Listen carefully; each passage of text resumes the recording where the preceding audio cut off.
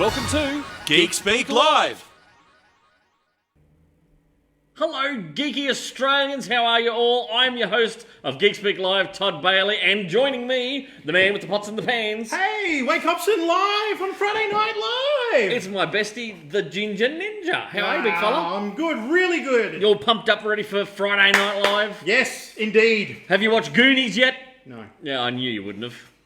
Are you going to get around to it this week? Oh, maybe. This week. Maybe. We'll watch it this week. Anyway, big fella, how you been this week? Good. What about here at the Kaboom Comics live in Toowoomba? Filmed live here at Kaboom Comics and Collectibles. You can find them in Ruthven Street, Toowoomba City. And we're not brought to you by La Taste tonight. We decided to go Dirty Old Macca's and we're both regretting it already.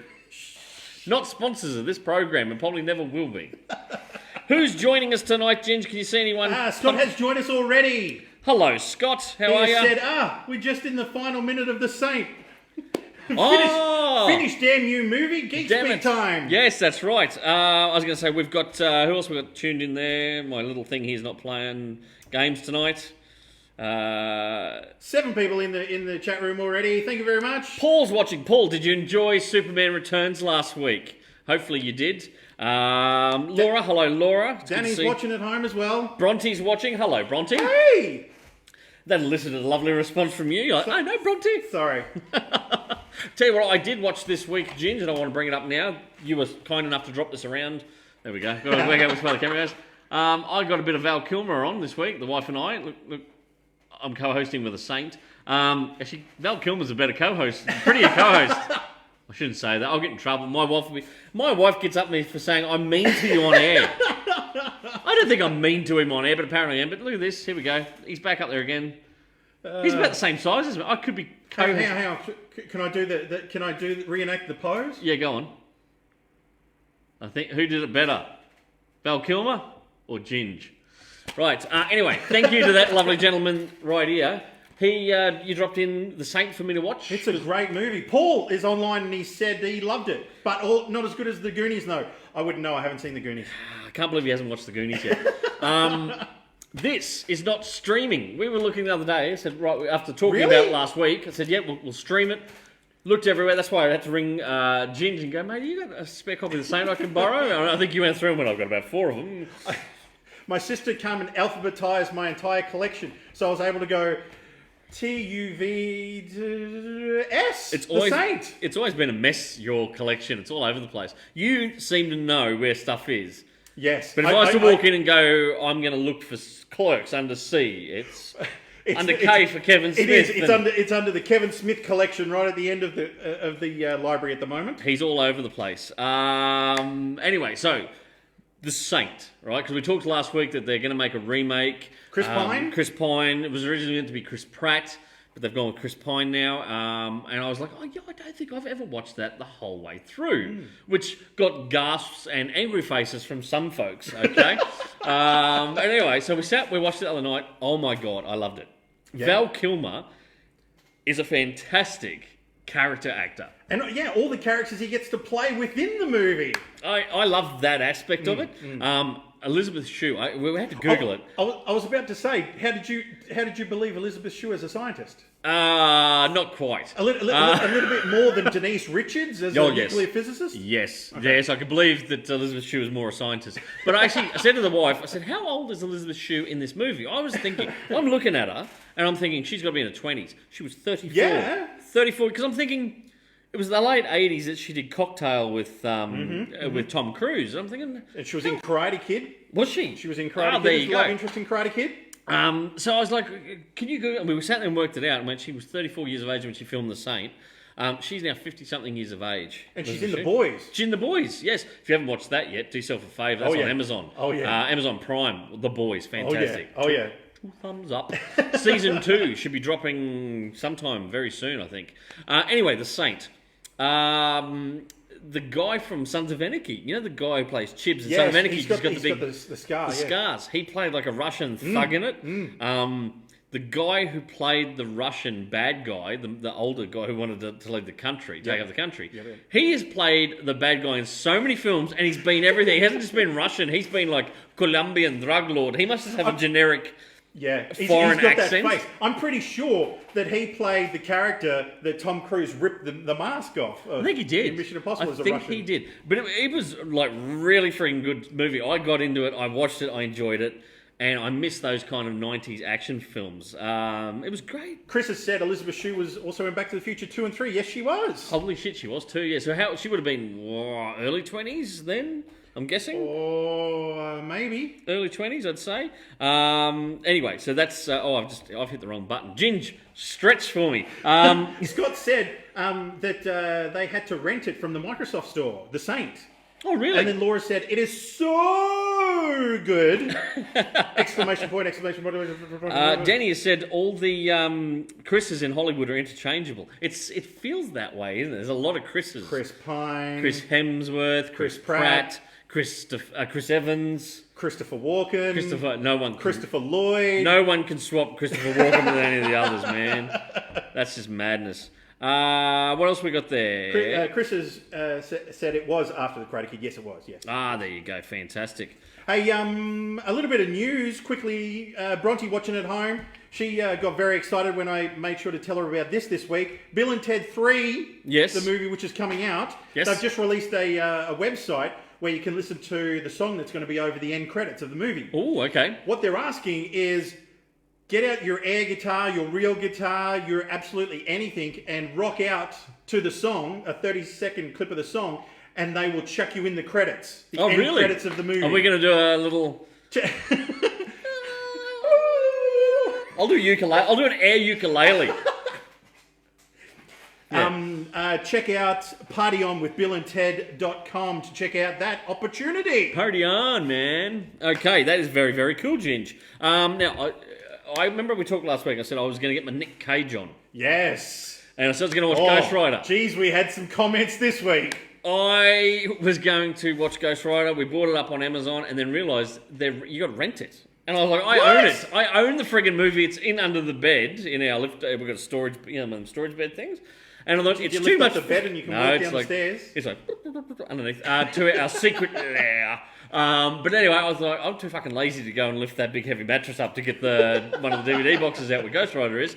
And I'm not paying to rent it through Amazon Prime. And apparently they've done this a lot lately where there's a ton of movies on there and you click on it and go, I want to watch that. You got to rent it. And I'm like, that's fuck, man. So I didn't watch Ghost Rider because I was too cheap this week. So I did get in. What I do want to say is, we started looking on Netflix and Prime and I think Steam. All the different streaming services. There was piss all Nick Cage films streaming at the moment. Okay. Yeah, which was really like you'd expect Con Air, maybe Face Off to be on there. Yes, The Rock. Sean Connery. I love that movie. No, what? Not on there. Most of those movies are not streaming, which is really... This is why, when we've said about it before, we still buy a lot of physical media. Especially you. You could start your own mini blockbuster. I have the opportunity to maybe do that. You've got so much cool stuff. And this is why, when people say, I go fully digital, got rid of all my DVDs, all my CDs and everything else. God, no. Because this is what happens, and you go, I want to watch that movie. I can't watch it anywhere if I don't own it. Yes. Yeah, and I'm lucky that I can ring you up and go, Ginger, have you got this? Can I borrow it? Boom, boom, boom. By the way, that is, I'm just doing it on record, that's me giving you the sink back.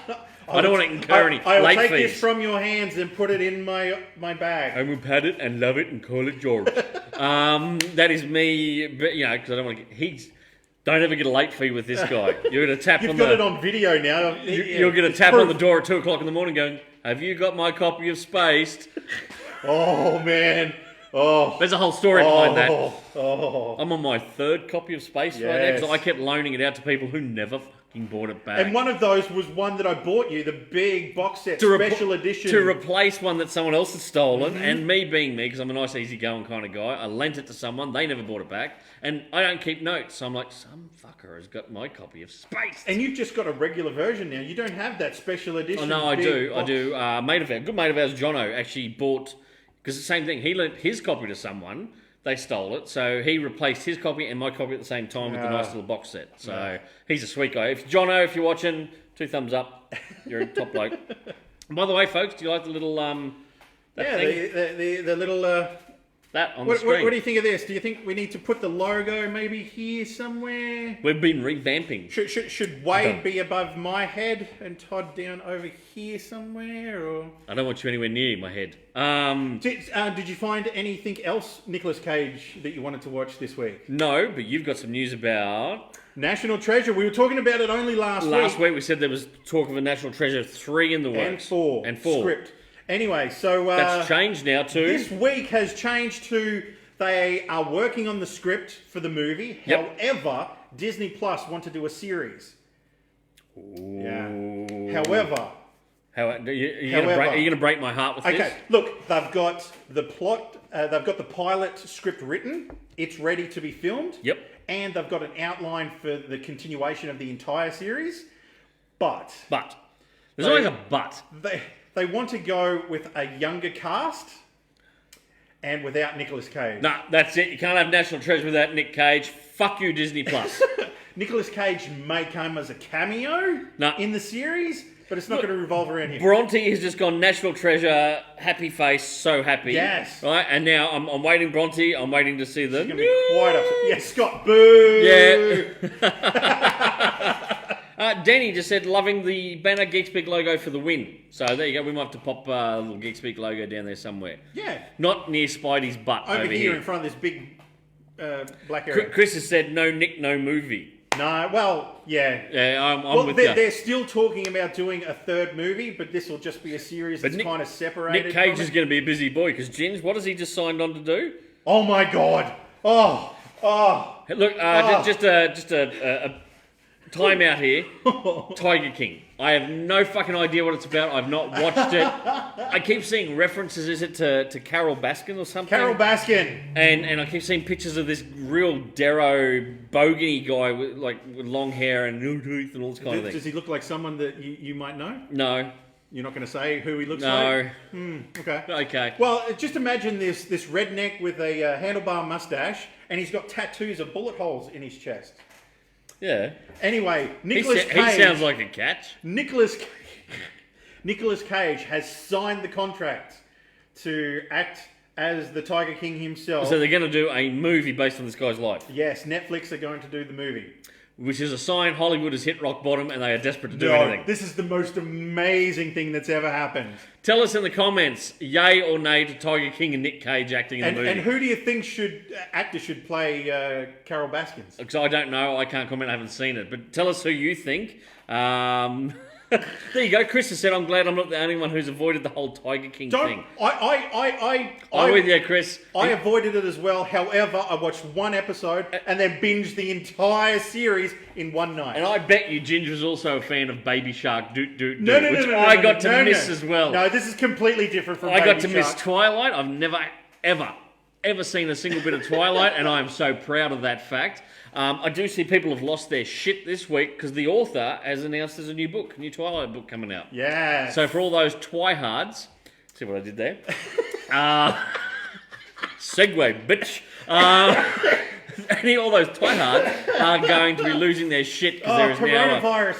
there's now. Do you reckon, like now with the new book apparently going to come out, do you reckon down the track that they could get the original cast? Not that I've ever seen it, but I know Robert Pattinson's in it. And what's her name? The chick that I think's kind of hot, but she's pretty wooden as an The actress. Sheila from Charlie's Angels. Make sure you remind me to come back to Charlie's Angels. I watched it this week. Which Charlie's Angel? It was a brand new Charlie's Angels movie. Oh, yeah, but what's her name? Kirsten Stewart? Kristen Stewart. I think she's a bit of all right, and I think she was pretty good in the Huntsman movie with the Aussie Chris Hemsworth. I do this for Chris Hemsworth. I can't help it. It's like Chris Hemsworth. I want to see his chest.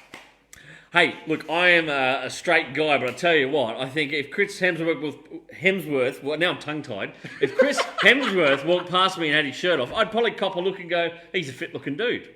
Right? Ben Affleck walks by without a shirt, there'll be assault charges. They'll be rolling up trying to, let me touch him! Let me touch him! Ben! Oh. That's going to get me shot. Danny's just commented about the new book.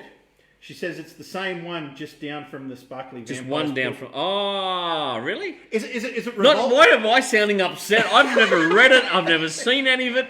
And now I'm feeling disappointed I for all saw the a headline Twilight. saying that it's more of Edward. Is it Edward's point of view or what?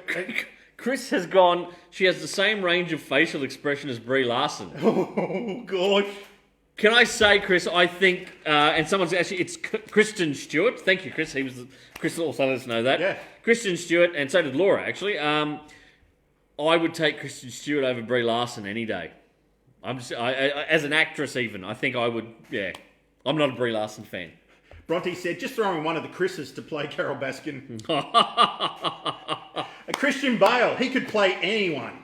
Surely Hollywood can come up with a better idea than the Tiger King movie. No, it's amazing. You've got to sit down and watch the first episode. Apparently, Absolutely. no, they've hit rock bottom. There you go. What else you got for me? Scott's got a big comment in here. Oh, has he? I am done with these guys taking franchises and thinking that the franchise name is all that needs to be used. To get us back bums in seats. They change absolutely everything we love about the movies to then get confused when the seats don't get filled. Still ranting about National Treasure. Yeah, Scott, I get where you're coming from. There's a reason why iconic films like your Back to the Futures, your Ghostbusters, Yep. There's a reason why they're hits, because people fell in love with them in a certain time period and everything else.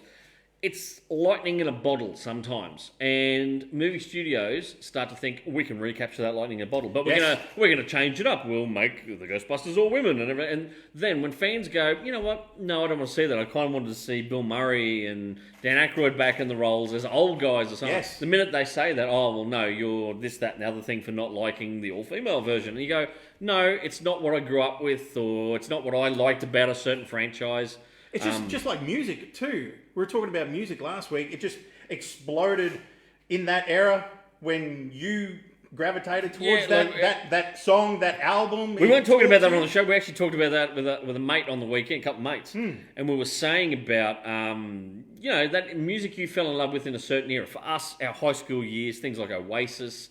We've got other friends who flat out hate. Oh, don't know where you got into Oasis. We got a friend that it was from England, so I would have thought it would have been the thing that everyone listened to, but apparently not. No, apparently not. And but he's older than us, so he's in love with a different era of things. So it's that kind of thing. That's why lightning in a bottle. Yeah. Certain things hit at a certain time. And the movie studios keep going back, trying to bottle that lightning again, hoping for a second, third, fourth strike.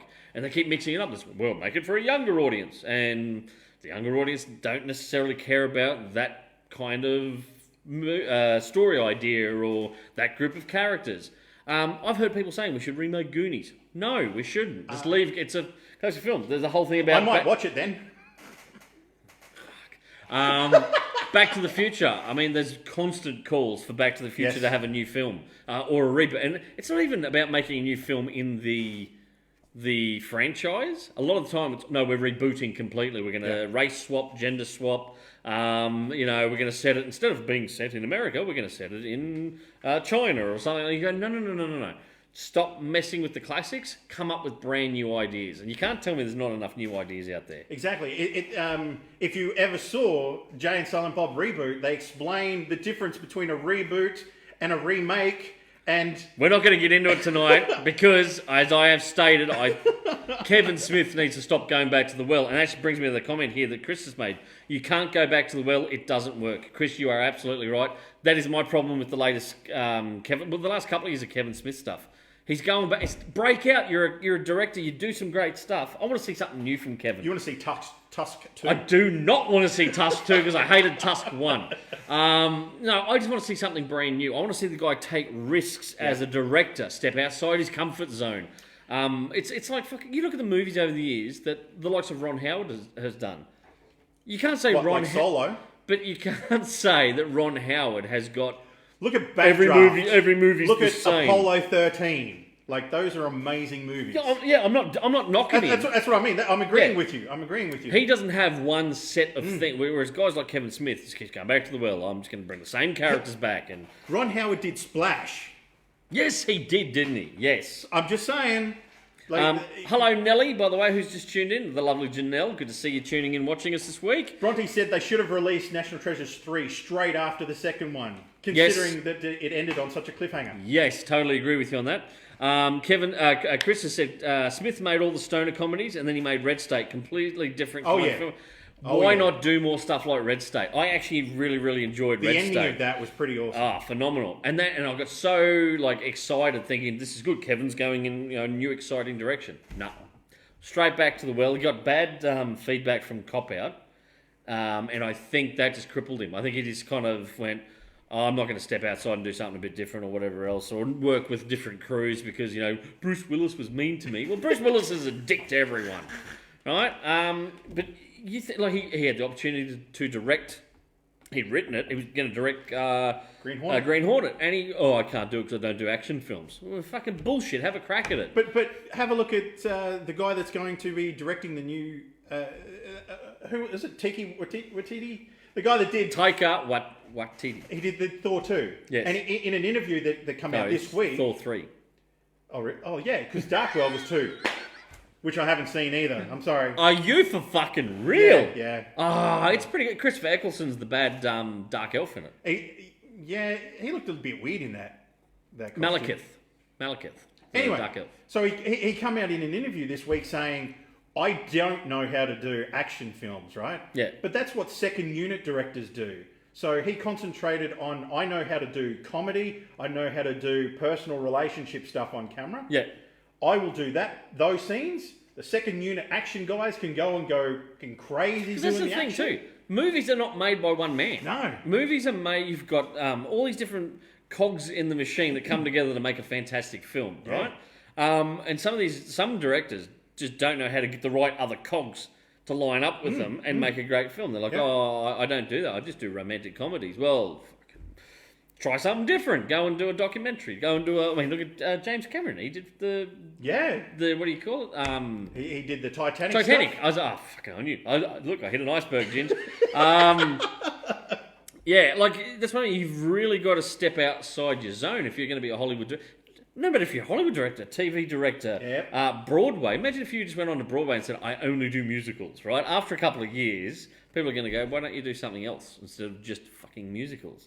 Be like an actor just doing the same roles over and over again. That's how they get typecast. It's like Tom Cruise.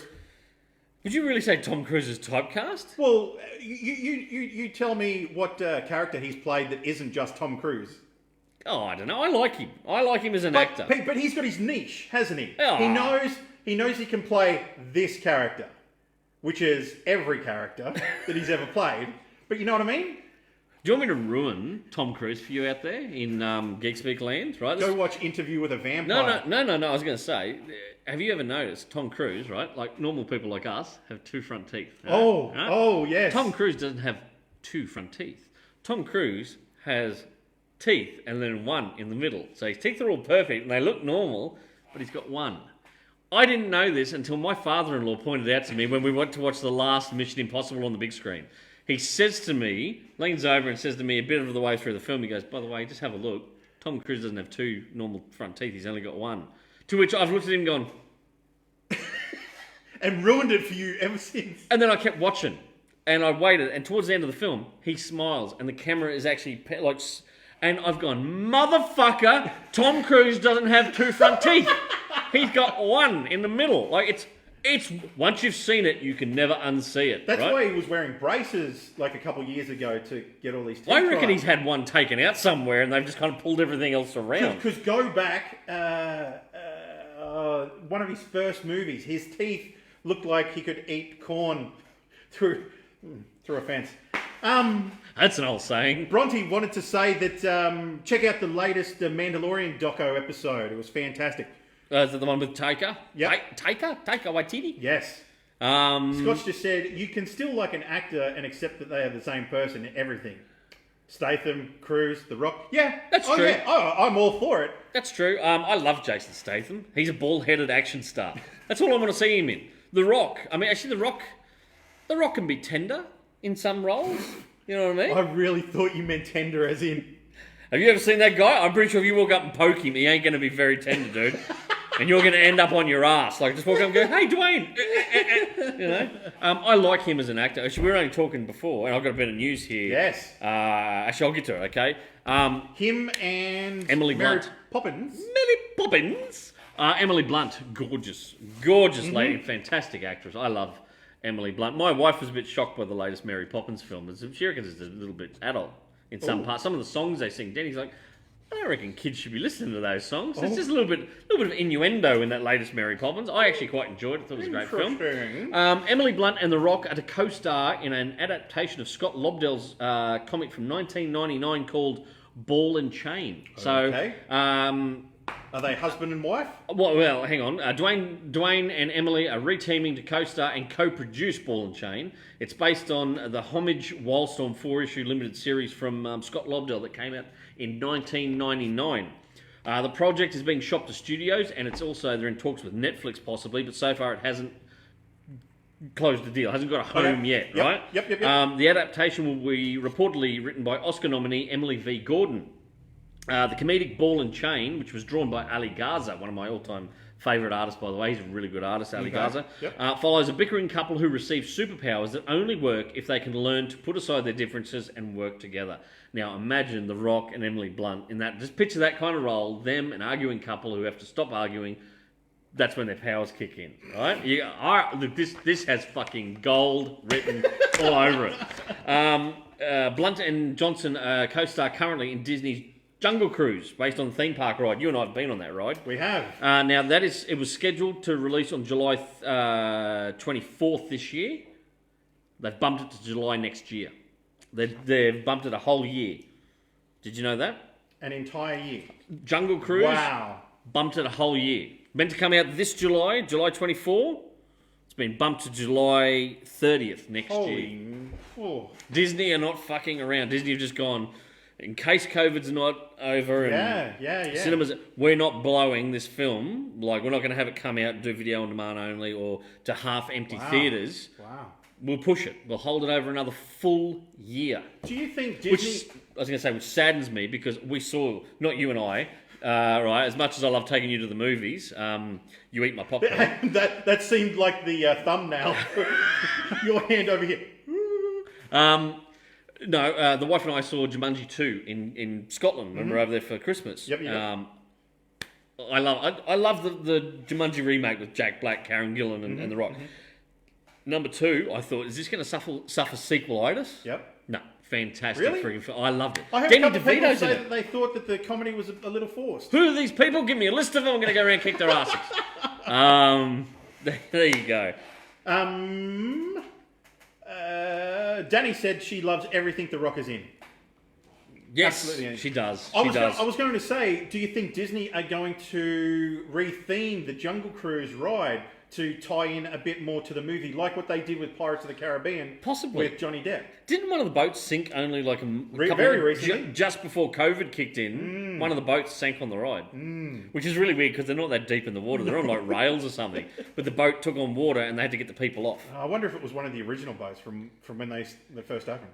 Yeah, possibly. It'd probably have to be. Possibly. I don't know. Maybe that time you and I actually sat there and kind of quietly drilled a hole in the boat.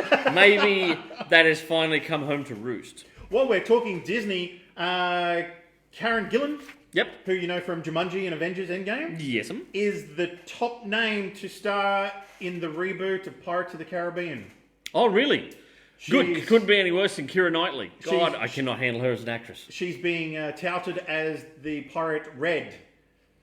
What in the ride? What they've done is they've changed we wants the redhead. Yep. They've changed her out for a female pirate. Ah. So that ride we went through back in 2006. yeah, 2006, It which was- is online. We'll put it in the Oh, description. really? Yeah. It's nothing like It that doesn't now. exist anymore. No. That whole it's changed. The whole It's changed. Yeah, we wants the redhead is no longer. Scott has said no Depp, no Scott. There yes, you go. they're moving on without Johnny Depp. Which I don't think you can do. do.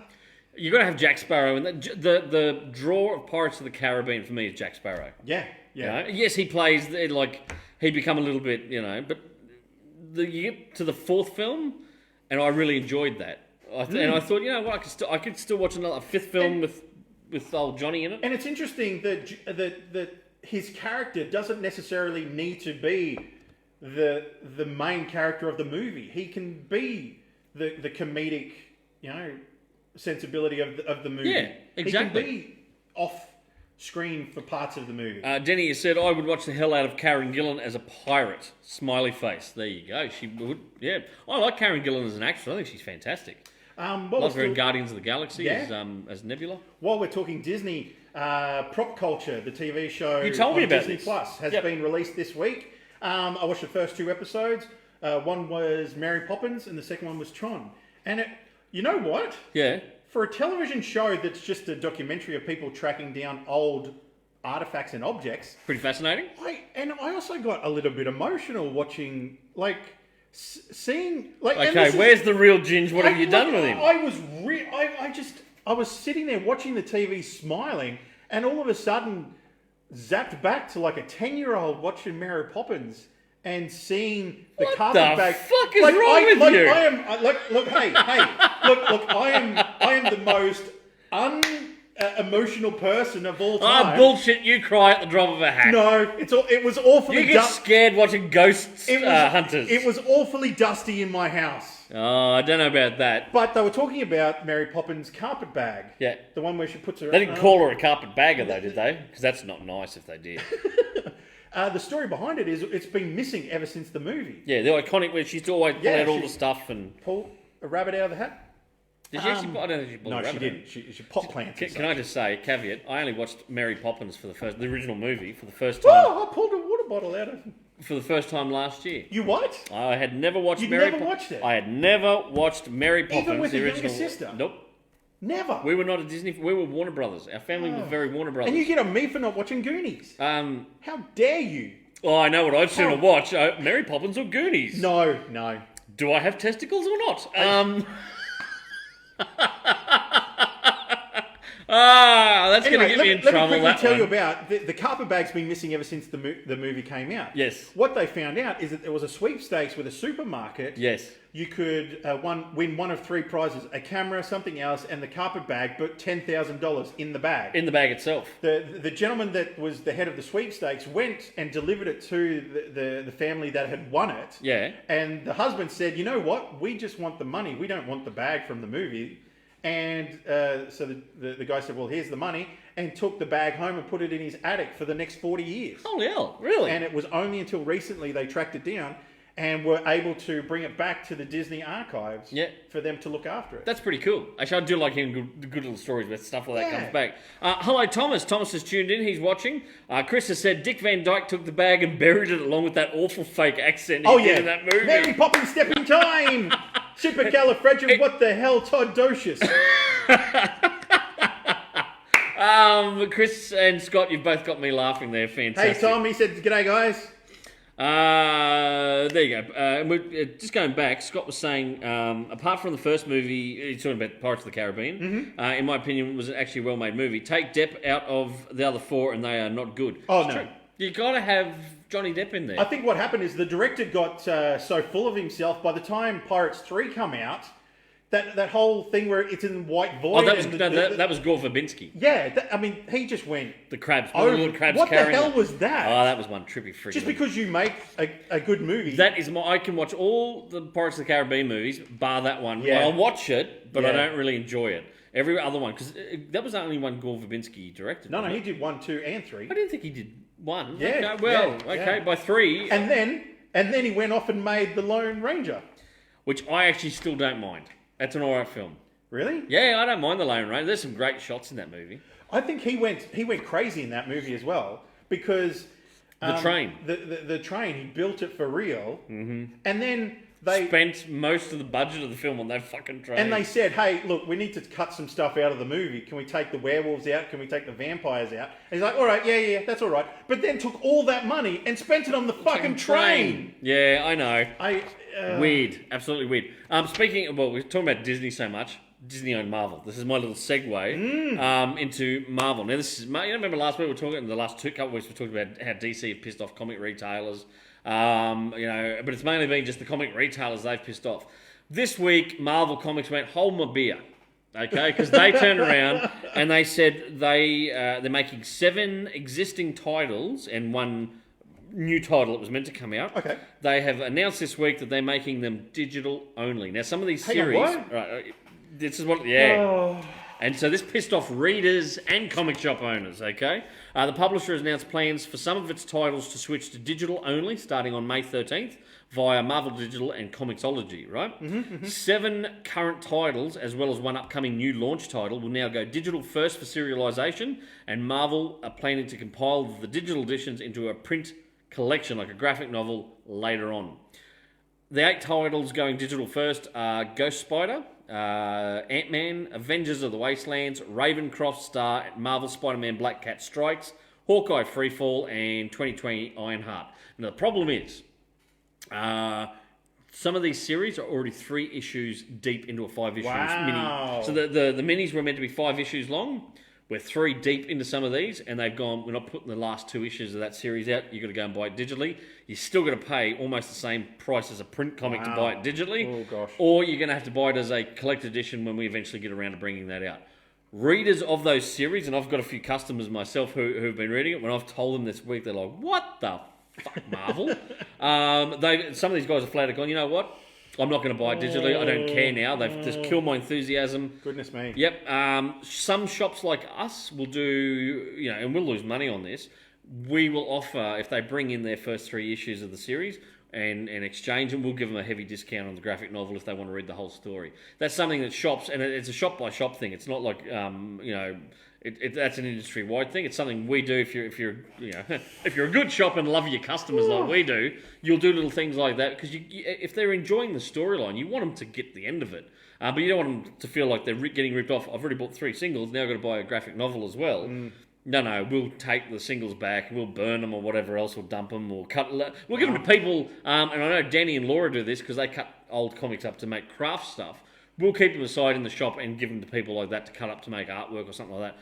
And that way people can get the graphic novel and not feel like they've been totally ripped off. So talk to your local comic shop. They may do something similar. A lot of them probably won't. They'll just go, tough luck, tough titties. Go and buy the thing. But Marvel, what a stupid move to do halfway through, or over halfway in some instances, through a 5-issue miniseries. It's like, no, don't pull that stunt now. Like, you've committed already to it. Print it, bring it out. That's my rave for the week. Get down off that soapbox. Scott said in short. response If I got to down, what I'd you be just down said, in my best episode 3 Darth Vader voice, no. Chris has said, I'm surprised they're not doing it with the new Warriors. Classic series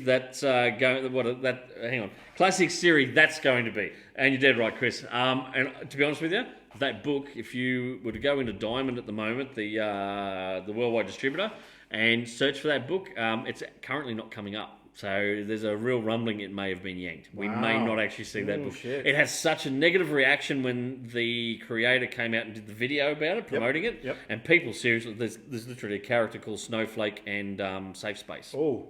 Right? Oh. People went, is this a piss take? And this guy was dead serious. No, these are the characters in there, blah, blah, blah.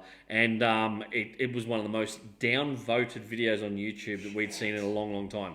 And these are not real numbers, but let's just say there was like 3,000 thumbs up, we like this concept, and about 200,000 thumbs down. It was just panned. But I think, sneaky little suspicion, that book will not see the light of day. Or if it does, it'll come out digital only. Chris has just responded to that saying, this has to be been a joke. Well, that's what most people thought with that book. Sadly, though, the news about Marvel doing this digital thing halfway through series, it ain't a joke. That is actually real. Wow. So, like I said, we've been talking about DC upsetting people.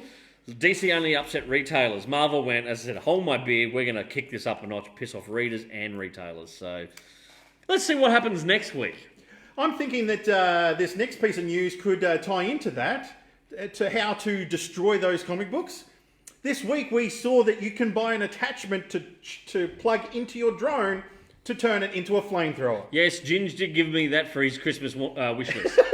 And it is. You plug it onto your drone, fly it around, and there's obviously a switch that triggers the burst of flames go 7.5 meters. Holy shit.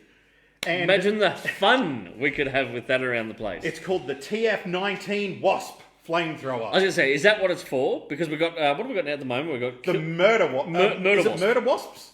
Is that what the thing's been in the news about these? Oh. Like we've had one of them years, like massive bushfires in Australia. Then we get this friggin' this virus, this horrible Yep. virus. Everyone's going, what could be next? And No, then no. we go, Africa's like, hold my beer. yeah. Here's these things called murder wasps. right? And I said to you earlier tonight, I'm just waiting for fucking like a Godzilla type creature to pop out of the ocean Oh, yeah. next month near Oh, yeah. Japan somewhere and go, 2020 isn't done with us yet. So if you've got a spare $1,500, you can buy yourself.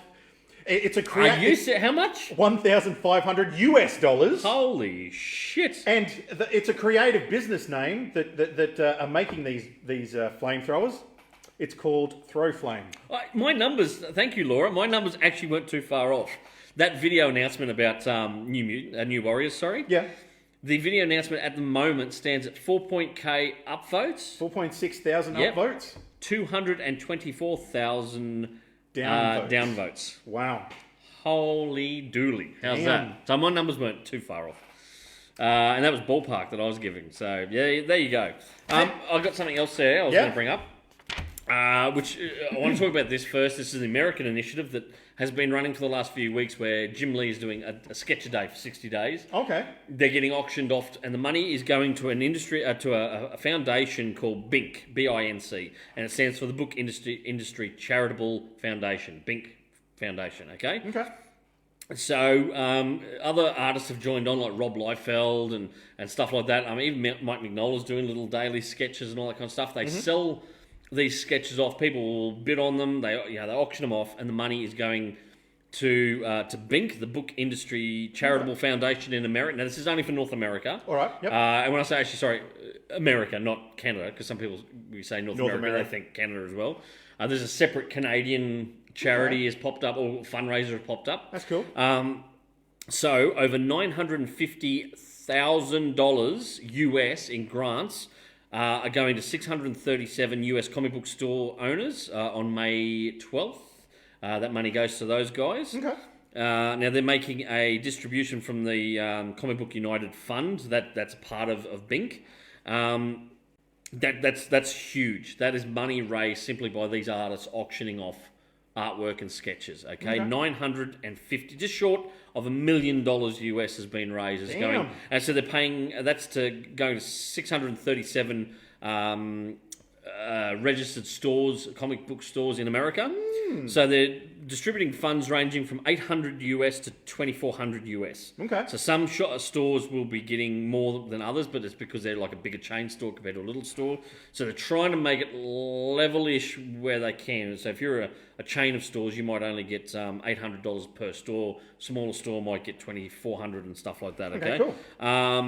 In addition to the nearly $1 million that they've raised, they've also got $174,000 on top of that has already been distributed to 156 comic retail employees and owners, helping them to pay for personal expenses, including rent, mortgage, utilities, food, and other necessities during the pandemic. How friggin' amazing is that? And hats off to Jim Lee and all those amazing American comic book artists and creators who have helped American comic book employees and stores get through this tough time. This prompted me to get to this part. Hashtag Aussies for Comics has just kicked off last week and this week, and it is organised by John Somariva, an Aussie artist who has gotten a group of people together, Australian creators, to fundraise for Australian comic book stores. Okay, They were streaming over this past weekend. They did. They actually had interviews. live auctions. They had interviews, and not only was it a bunch of Aussie, and I'll read out the Aussie creators who were attached to this. Nicholas Scott, Tom Taylor. He doesn't draw, but he's drawing like a stick Batman or something like that, and they're auctioning that off. Colin Wilson. We've interviewed Colin Wilson on Geek Speak earlier. David Yarden, John Somariva, Mark Ratz. He's the guy who does those beautiful movie posters here in Australia. Star Wars stuff. Yep, so Mark has donated stuff. Dean Rankin, Al Baranuvio, Jeffrey Cruz, Marty J. Abel. My wife loves Martin Abel's artwork. He's fantastic. He's an Aussie. Wayne Nichols and Mike Crome, another fantastic artist too. Very new up-and-comer guy. We met him at Supernova a year or so ago. Mike Crome, fantastic. These guys are all donating artwork. They're doing original sketches to auction off. which is fantastic. That money is going to go to a bunch of Aussie comic shops. It's going to be distributed amongst bricks and mortar Aussie comic shops. And look, John has really led the way with this. So a tip of the hat, sir, to John for organising it. And just to let you know, they have raised over $13,000 in 5 days. Now that went up. That was yesterday. That was the news yesterday. Cool. $13K in 5 days. What also happened? Humberto Ramos, Mexican artist, jumped on board. Him. I do love Humberto's artwork. Sadly, I'm not cashed up enough to be able to bid on one of his original pieces. Humberto Ramos, he joined in with the Australians. He said, "Look, I want to help out." So he gave some artwork. Freddie Williams III, who was here in Australia at the start of the year for Gold Coast Supernova, he's one of the artists on Batman and Teenage Mutant Ninja Turtles comics. Freddie said, Australia treated me so well when I was over there for Supernova. I'm donating artwork as well. And he's also done some of the live interviews along with Humberto Ramos and everything else. So look for the hashtag on Twitter. I think you can search for it on Facebook as well. Just by searching hashtag Aussies for the number 4 comics. That's the project. So Laura's just written the hashtag in the comments. Hashtag Aussies. Thank you, for Laura. comics. Fantastic. Yeah, hashtag Aussies for comics. And if you can afford to bid on some of the artwork, it's only if you can afford to do it, go along, support it, or even just share it amongst your social media pages, stuff like that. Comic shop owners in Australia are doing it tough as well because we are so cut off from the rest of the world. And it's amazing that these guys have rallied around. And I do see, as of yesterday, there's an Irish initiative as well. So there's a bunch of Irish comic shops and Irish artists are getting together to do the same thing. So it's starting to pop up worldwide now. So, fantastic initiative, and I wanted to give that a good shout-out, and especially a tip of the hat to John Somariva for organising that. So, that's great to see Aussie creators helping out Aussie shops. You're talking about the Teenage Mutant Ninja Turtles artist. Yeah. While we're there, can we talk about April O'Neil from the very first Teenage Mutant Ninja Turtles movie? Who is still hot. Judith Hogue has released a video this week. She said, it's 30 years since the movie come out. We need to celebrate the movie coming out. Hang on, 30 years. 30 years. I feel so friggin' old now. I had a crush on her back when I was a kid watching that movie. Still do. Oh. She said, you know what? Let's have a virtual pizza party. Oh, fuck yeah. And she's going to contact everyone she can to do a virtual.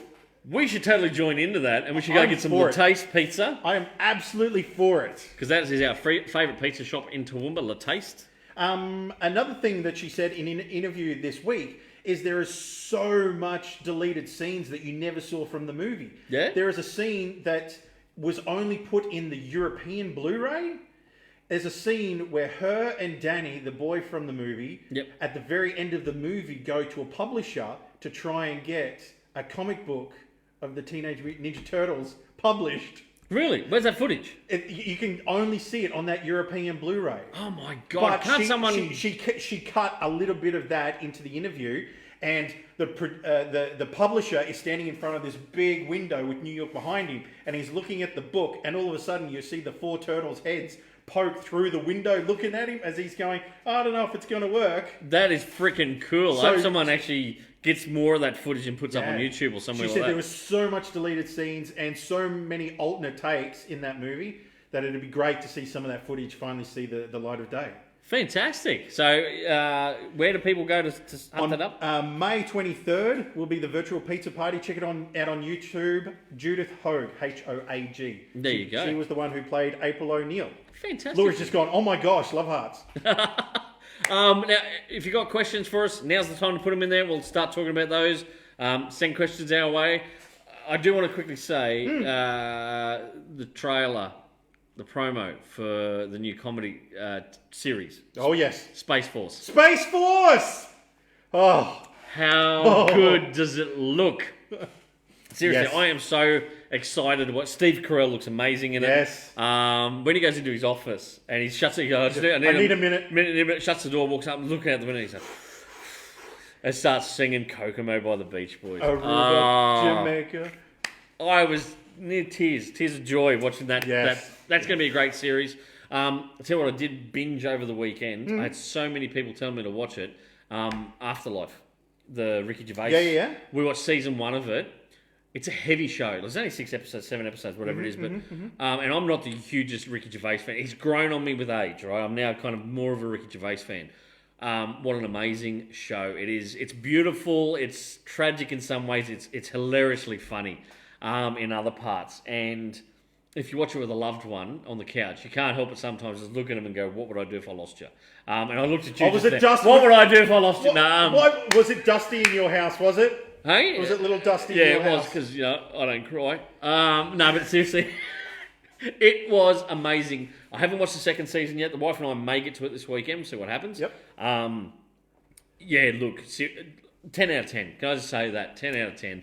Watch it, but be prepared to be a little bit misty-eyed in some parts. Yeah, it does it to you. It really does. Going back to Space Force, Chris has said Steve Carell is one of those actors who plays himself in every role, but it looks amazing. Yes, Yeah. it does, doesn't Yeah. it? Yeah, I like Steve Carell. Yeah. Scott's got a question. I've been talking to you guys and other people over the last month about their movie watching and noticed that most of the movies watched are from the 80s, 90s, And early 2000s. Do you feel people are watching older movies because of nostalgia glasses, because it was their era, or because movies may have been better? And actually, I just see Jake Reedy student. Now, Jake is about our age. Jake is a huge movie buff. Hi, Jake. Good to see you tuning in tonight. And this guy is a movie buff, so he might say the same thing. I know you and I, we love movies from the 80s and 90s because I think action films were better then. Yes. I like some of the films from the early 2000s, but I'm more a 90s guy because of the music, the soundtracks. I fell in love, and back then you used to be able to go and buy the soundtrack, or music inspired by the soundtrack. Yep.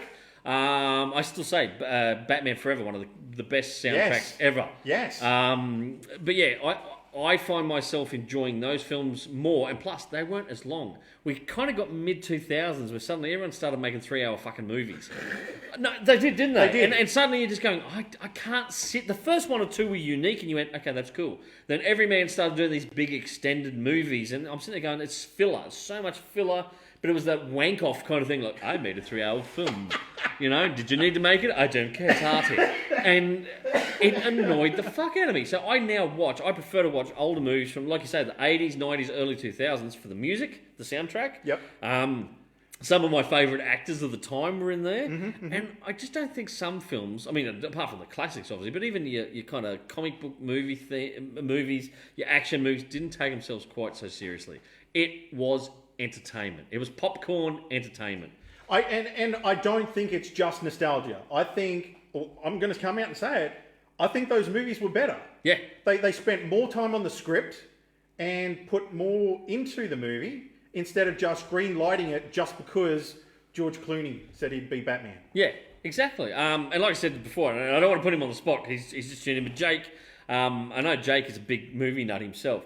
And when Jake... He loves the movie The Lost Boys. Yeah, there's a lot of stuff that when I see Jake posts throughout the week, stuff he's watching and that, and it's so cool. It's nostalgic stuff that I go, oh, hell yeah. And, you know, look, there are great modern movies, don't get me wrong. But, yeah, so Jake, if you want to comment and tell us one of your favourite flicks from, like, the most nostalgic flick you love going back and watching, I'm guessing it'll be something with a vampire in it, or it'll be Lost Boys. Which had vampires in it. Yeah, well, yeah, I know, but... There's another one I need to rewatch. I haven't watched that in quite a few years. Hey, Hey-oh, yeah. Can we talk about a bit of music news? If you want, we don't normally do music news on the show. No, but I thought, you know what, this can't go past without being notified. I thought you were about to say Kanye for a second. I was like, no, we're not talking about him. A guy in America took it upon himself to put the lyrics of every single Nickelback song into an AI program. Did it blow itself up? No, it didn't. In saying that, I am not one of these anti-Nickelback people. Don't you point at me. He's a Nickelback liker. Ah, well done. You just butchered a Beatles fucking song. Just to get a cheap shot in at me that I like some Nickelback song. You butchered a Beatles tune. That was funny as shit. Oh, that ought to be like lock up offence. That's just... So what he's done is he's put all the lyrics into this AI program. The program spat out a song. The song is called Nobody Died Every Single Day. Check it out on YouTube. It's probably friggin' good. I've got some of the lyrics here. No, I don't. Would you like me to sing it? I'll go on. Sing this song on fire. I like letting go. Hey, yeah. I'm alive. Nobody died every single day. You will never replace Chad Kroger, mate. I love your pants around your feet. Do you think I'm going to get a record contract? Oh, probably. You've seen some of the shit that gets recorded today. Do you know, I love the song they did for the Spider-Man soundtrack. Hero. And a hero. That was a good song. But is it as good as the other hero song? I can be your hero. Oh, Enrique baby. Iglesias. I used to fucking love the film clip. It had Jennifer Love Hewitt in it. Yeah, that's what I'm saying. Like those two songs. Mickey Rourke, wasn't it? Can someone tell me in the comments? It was Laura's got and you. Yeah, I'm going to make a little promise. I hope the Ginge won't sing like that on this show ever again. Okay, because no one needs to hear that. No one needs to hear that. Anyway, he's upset now. What else we got there? Denny says, I always go back and watch Princess Bride. That is a good movie. That's a nostalgic movie. Is it? Princess Bride. Are you about to tell me you've never seen Princess Bride? Scott has said, long movies used to be a novelty. Have you never seen Princess Bride? Okay, This. get this. You go into the video store as a 13-year-old. Would you prefer to watch Tango and Cash or something called The Princess Bride? Remembering that The Princess Bride was on free-to-air TV numerous times throughout our I'm just saying... movie of the week numerous times in our childhood. I'm just saying, if you wanted to watch an action movie or something called The Princess Bride, what would you have watched? Both. No. Yes. No. It wasn't until I was an adult that I realised The Princess Bride wasn't just some dodgy Disney movie about a princess. But you've heard so many amazing things about it Like, since then. it's like The Princess Diaries. That's what conjures up in my mind when someone says The Princess Bride. So, chalk it Comment up. down below. Chalk it up, add it up. He's never seen The Princess Bride either. He does not know what he's missing. Kerry Yules is amazing in that film. Yes. There you go. He was great in Robin Hood Men in Tights. Yes. And Comic Book Villains. Yeah. That's a great movie. Written and directed, I think, by James Robinson, the comic book writer. Actually, he directed it, I'm pretty sure. Scott's gone, you're asking the wrong guy. I would choose Princess Bride every time as a kid. Heroes and princesses, sign me up. Thank you, Scott. Thank you. Laura said, okay, Wade, that's fine. You haven't seen it yet, but you've got to watch it now. Yes. I don't know. Yeah, no. Am I going to watch that before I watch the Bagoonies? The Bagoonies? Yeah. You're changing the name of films now. Any other questions for us, folks? Anything on there that you want to ask? Otherwise, we are close to the end of the show for the week. You got any other news? Just quickly, they're doing a remake of Children of the Corn. Now, see, that's the shit I grew up watching. I had older brothers. So you had older brothers. No, but even that, my younger sister, mate, she had older brothers. Yeah, but she watches more horror films than you will. Yeah, right? 'Cause her kids, her daughters, and son, all but one son is a bit of a sook and he doesn't like to watch the scary stuff, right? But they all watch full-on horror films. Okay. Her and I grew up loving Children of the Corn, the whole series. I mean, that was a fantastic film. So they're remaking it? They're remaking it because they've made 9 in the series. Oh, shit, I've never even watched it. I think I've only ever seen the first 4. Yeah. What they're doing is they're actually filming it just outside of Sydney. Oh, right, shit. Right at the moment. You may have seen a news report last week that came out that said, hang on, you guys are way too close when you're filming this movie. Oh, no, I didn't see that. Yeah, the police stormed the set. Ooh. And everyone sort of got in trouble because they just went, you know what, we're just going to make this movie and try and keep away from people's, yeah. Okay, interesting. It's actually being directed by Kurt Wimmer. He's the guy that directed Equilibrium. I was just that's why. Equilibrium's the gun-fighting, kung fu Christian Bale movie with Sean Bean in it. Did he die in it? He does die. I knew it. I am not a fan of Equilibrium. You, for years, have raved me how great Equilibrium, and I've never been able to get into it. Yes. So we all have our little things that we love and loathe. I Ginge just has strange tastes. I haven't seen Princess Bride. Have you seen Ford versus Ferrari? Not yet. I've been told very good. Because that's the producer who's producing Children of the Corn. Children of the Corn. It's a really good movie. Oh, the original is too. Go back and watch the original Children of the Corn. You will shit yourself. Didn't Christopher Reeve was in one of the movies in Children of the Corn? One of the sequels. I wouldn't have. I probably didn't pick up on it back then. But yeah, it used to be pretty creepy. It was good stuff. Before it was in it was like Chucky. Did you ever watch Chucky growing up? No. So we watched Chucky. I was too busy watching Back to the Future. The original Amityville Horror. That was a great movie. Scott's gone, Equilibrium is one and always will be one of my favourite movies. Jake said, and man, I could do... I could just not pick a favourite. Pick one. Just one, Jake. Tell us one. Absolutely. If you were stranded, if you had to run out of the house right now because you're about to be stranded on a... I know this is a complicated plot. On an island in the middle of the Pacific. Sounds like a really bad right? B-grade movie. And you've only got a chance to take one movie with you. Which one would you grab and run out of the house with? You've got to pick one. But then you need to take your TV and your Blu-ray player with you. Let's just assume... The island has electricity and those precautions. Yeah, right. But you're only allowed to take one film with you because you could literally grab it as you run out the door. What would that one film be? And that goes to all of you out there. Tell me one film that you would take with you if you had to run in a hurry and grab something. Here you go. Actually, we scrolled past it there before. Jake's 2 cents. There's been some fantastic modern stuff, but 70s, 80s, and 90s films took a lot more time to put character and let the script breathe a bit. Yes. Not every single scene was just there to push the story along. So you got more great little moments. Yes. Totally agree with you 100%. He's dead right. So there was an interview back in the day with George Lucas who said that the only reason you would put anything in a movie is to push the story along. Yep. Then years later, when he was doing the prequels, they asked him, "What's this scene about?" "Oh, it's all about showing off the costume." Yep. And I'm like, well, how did it change so much? You know, I just... Yeah. Chris has said, is this the island from Lost they're stranded on? Potentially. Do they have the polar bears? The black smoke? Does that eventuate to anything? Or are they just dead? Scott has said the one movie he'd run out with Starship Troopers. Really? Yeah, Parenthood for Laura. Okay, there you Parenthood. You really take that as your one movie you'd watch over again? No judgment. I mean, I'm just finding it fascinating what some people would watch. Danny said The Secret Life of Walter Mitty. It's a beautiful, uplifting film. I can understand that. For me, Batman 89. Batman 89? I could sit there and watch that over and over and over again. Yeah? I could. The other one would, it'd be close competition. The other one would probably be Blues Brothers, the original Blues Brothers. Yeah? Because of that, I can sing along to it. I could, you know.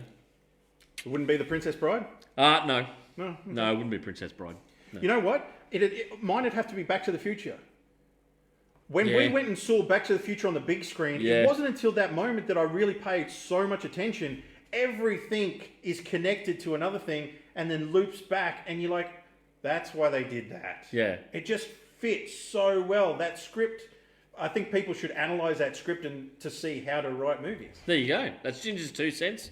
Anyone else got any other quick questions for us before we sign off for the week? Anything that come on through?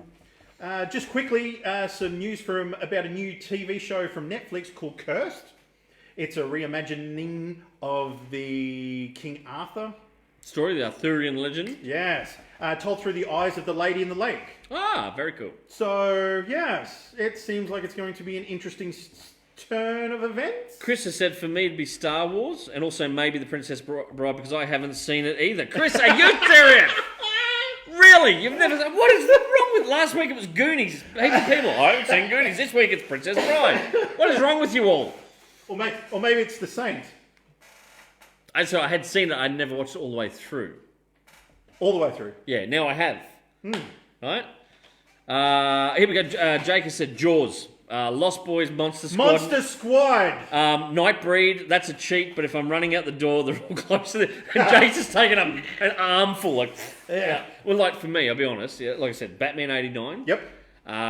Original Ghostbusters. Oh, yes. First Ghostbusters. Yes, I can watch the shit out of that day in, day out. Blues Brothers. Definitely Blues Brothers. That's a movie you can watch over and over again, and it's... You were trying to tell me the other week, it's not a musical.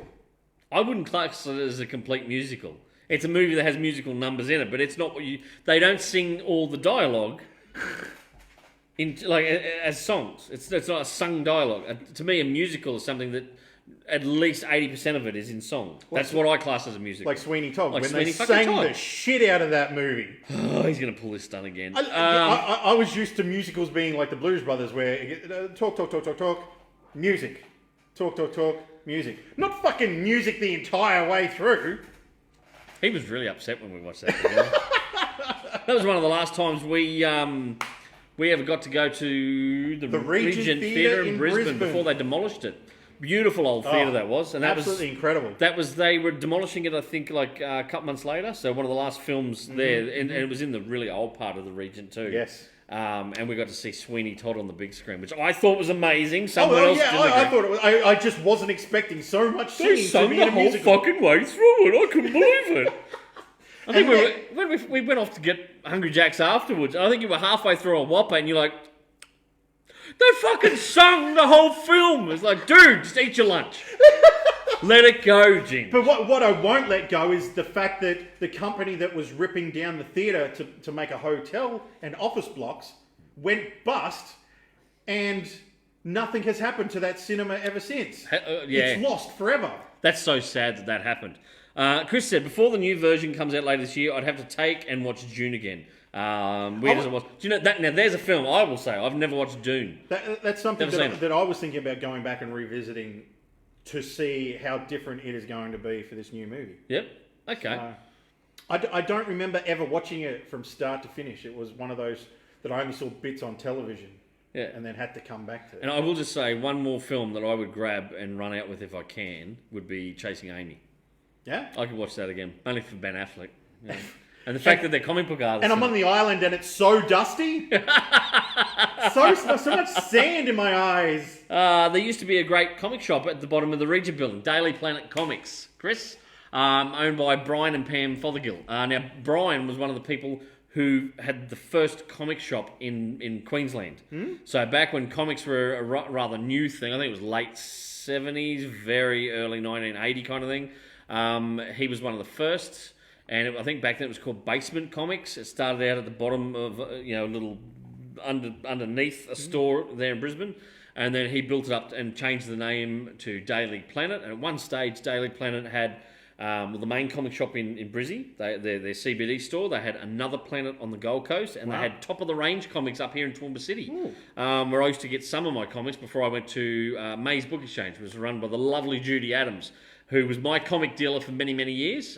She was a book exchange but dealt in new release comics, okay? And she was better than the top of the range guys, which was Daily Planet's Toowoomba store. So he had a chain of 3 stores there for a long time. He sold the business a few years back. Him and Pam got out of it and sold it to a guy called Chris, actually, who built it back up to 3 stores. He had one over near Chermside. He had the main store in the CBD still, and he had a Ipswich store, Daily Planet Ipswich. And then suddenly, sadly, he suddenly passed away, and within a matter of months, the family couldn't run the shop anymore, and they shut their doors. So we lost a piece of comic book retailing history in Queensland and in Australia when Daily Planet shut about 2.5, nearly 3 years ago, I think it was. But yeah, that's the store you're talking about. He had the shop. You came. I think I remember us in high school going on excursions to Brisbane. We went there together. And you go, don't worry about having lunch. Zip across the bridge. I knew where all the comic shops were, so we were down there. It was an art trip, actually. And we were allowed to go free range in the city for about 2 hours, I think. And I said to you, we're going here, boom. And you followed along, you're like, cool. And you used to go through the Regent, and you went, like, there was a little thing. You went through McDonald's, where that McDonald's actually had dioramas built in these glass things in the centre of the McDonald's. And one of them was a Batman Returns. It was made with models that big. And it was the snow scene with the penguin, with the little penguins with the rockets on, and Batman. And they had an Indiana Jones diorama done. And it was like, so that's where people used to grab Macca's after a movie, before a movie. And then if you kept walking through Macca's, you hit the little arcade part, and Daily Planet was just there. So there you go. That's probably nostalgic memories that you're sitting here at home going, eh. But there you go. I just thought I'd let you know. That was, Daily Planet Comics, Chris, and it was a great little shop. It really, really was. Scott said, I think we could get lost in a never have I ever watched movies. Yes, we all could. We all missed some golden oldies. We did. Yes, we certainly did. Well, folks, we hope you've had a fantastic time tonight tuning into us. It's time for us to go home. Yes, let's just one last thing before we go. One point of highness before we leave. Yep. 6 years ago today, you and I met a knight.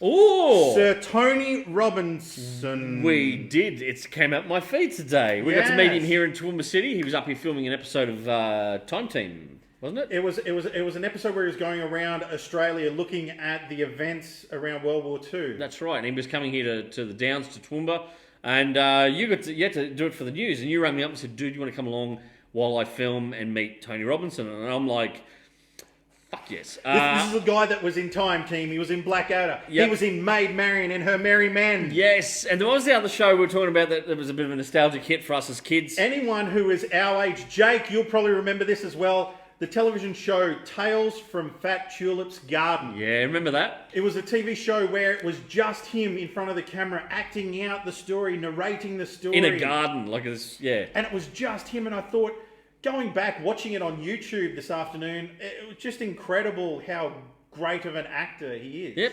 One of the nicest guys we ever got to meet, and I tell you what, he's very short. You yeah. and I towered above him. We've got our arms around him. He's in the middle, big grin. And he said to us, guys, get in here. And Yeah. he hugged both of us. He was lovely. He was Yeah. My wife, 'cause I remember messaging her going, guess who I just got to meet and have a photo with. I sent her the photo, and she was like, you bastard. She said, we weren't married, we were dating then. So she was my It was girlfriend an back then. absolutely incredible I actually locked my shop up for about an hour to fuck off and go meet Tony Robinson. So, yeah. But it was such a great memory to have today, and glad to share it with everyone here on the feed. Exactly. As I said, hope you've enjoyed the show. Think up some questions for us next week. We will be back next Friday, Ginge. Right here, 6:30, Friday Night Live with Geek Speak Live. Thank you, the co-host with the absolute most. Wake Ups on Pots and Pans. Always a pleasure doing a show with this guy, and it's always a pleasure doing it for you fine folk at home. Stay geeky. See you next week. Bye. Bye-bye.